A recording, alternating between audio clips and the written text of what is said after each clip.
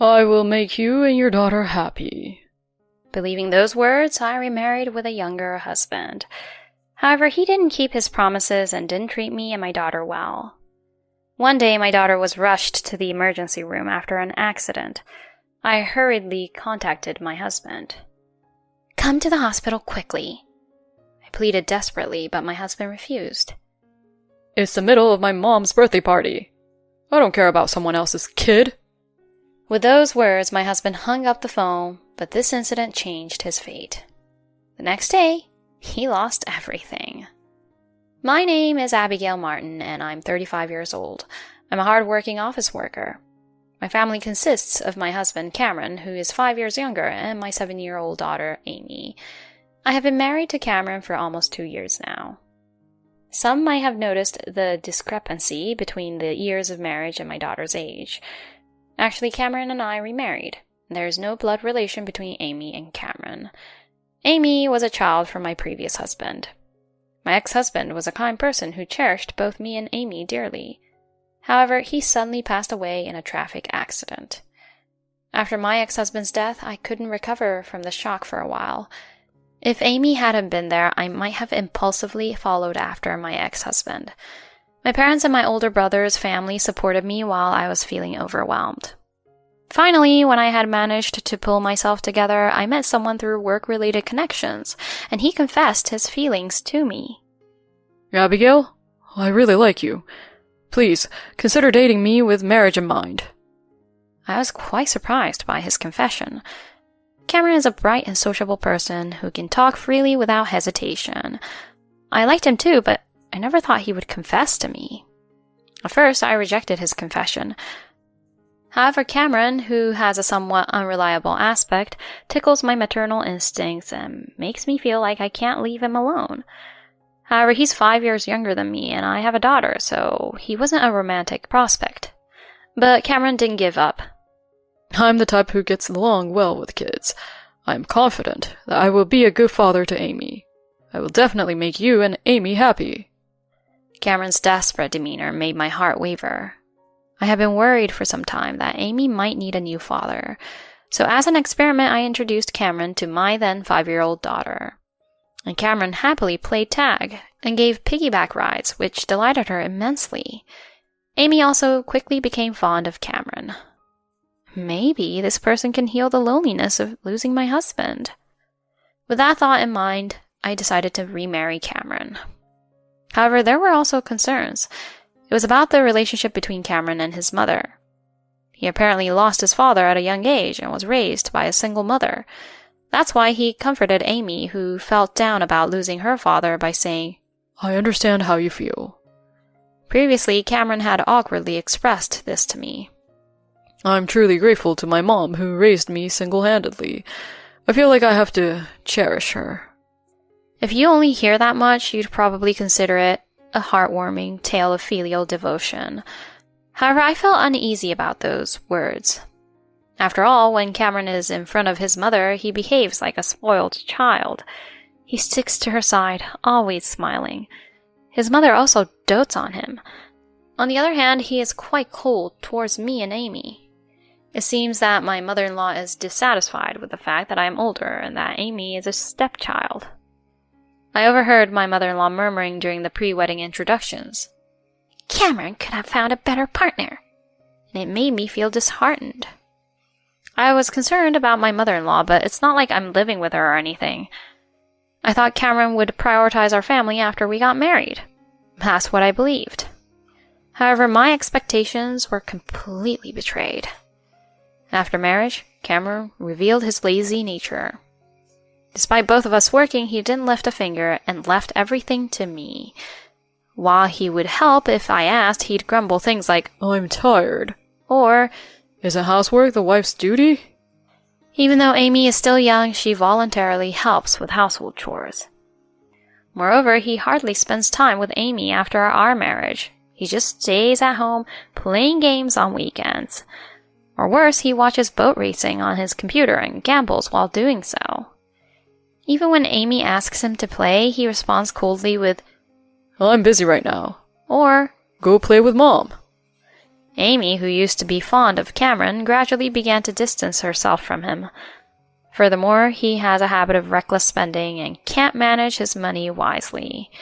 He quickly spends his salary on things like gaming, gambling, or drinking out. The money left for household expenses is minimal.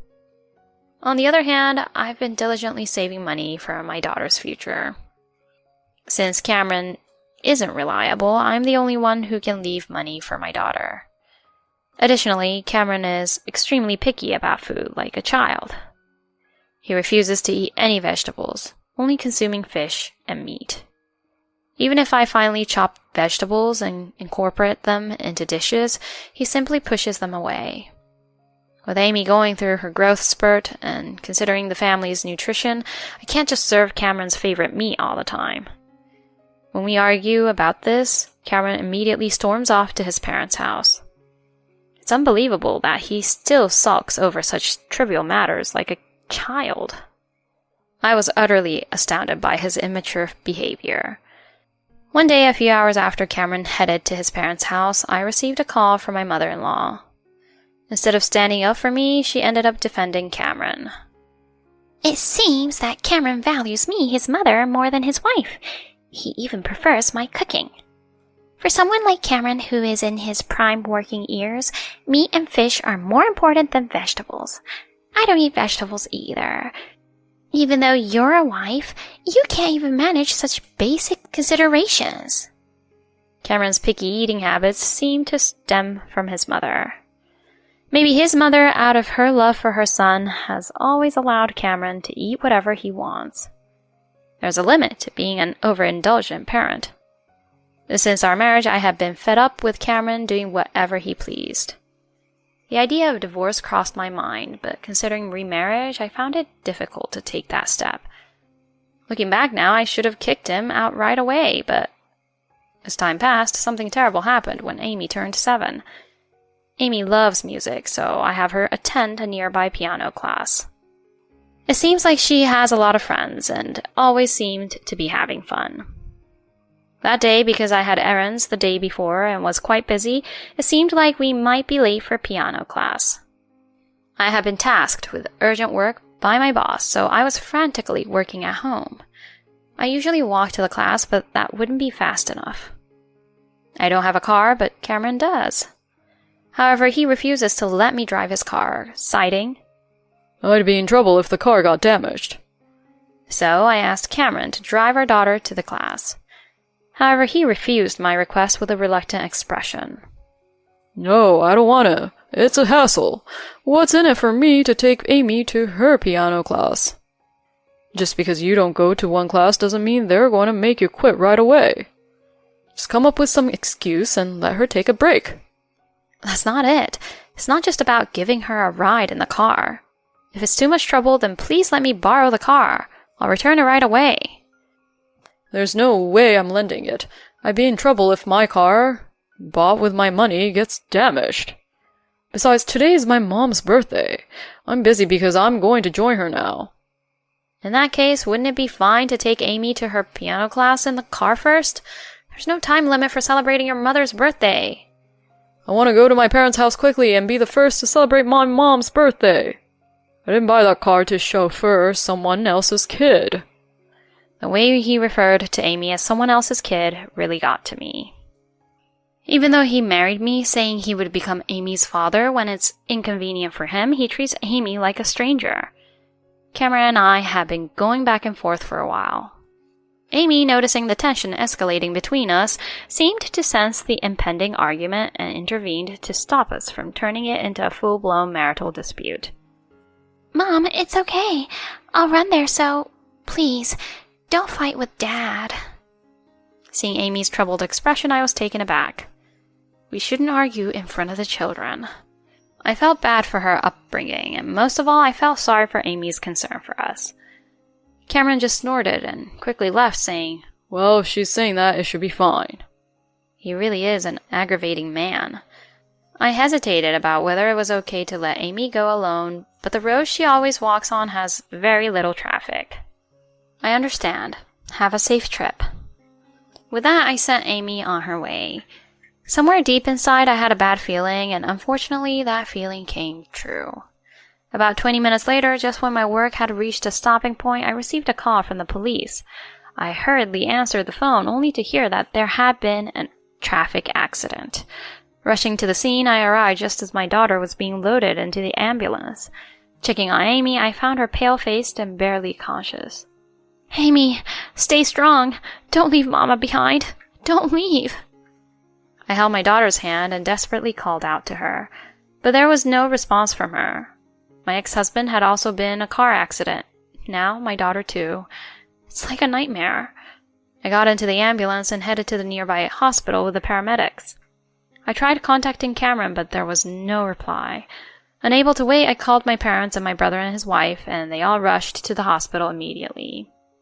According to the doctor, my daughter had hit her head and was unconscious, and the situation was critical. The image of my late ex-husband who died in a car accident flashed through my mind. I felt like I was going to collapse right then and there if my brother hadn't supported me.